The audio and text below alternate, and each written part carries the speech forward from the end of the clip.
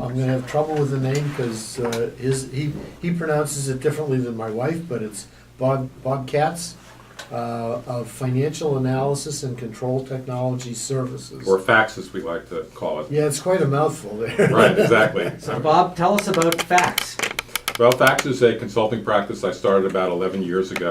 I used to have a corporate career in starting in New York, where I'm from. I've worked for a number of Fortune 500 companies. I got up to Massachusetts via digital equipment, and about 11 years ago, when I left my last company, I decided to start a consulting practice aimed at helping small to mid-sized companies achieve strategic execution, as I call it. Tell us what it really does. I mean, give us a couple of examples, and so we can understand it in a more concrete way. I call you up. I own a company, and I call you up. What am I going to ask you? Well, it's usually you usually have a problem in your company or something that you're not achieving. One of your key objectives and business objectives that you're not achieving. Probably not making enough money. Right. But what kind of problem did I call you for? Well, that's a very broad term. I understand because I'm a business advisor as well.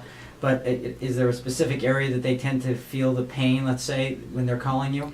Well, I often get called by the finance staff because they need a lot of help, and usually they don't get much help in the company. So I specialize in performance management systems. So those are applications used to bring disparate databases in from transactional systems like ERP systems, your accounting systems, your HRIS systems, your CRM systems like Salesforce.com, and I bring that information together to make it meaningful and generate some reporting for the finance and for the management team.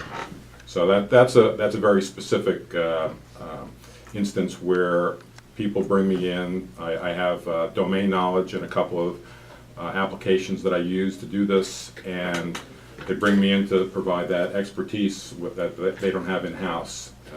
So they're not able to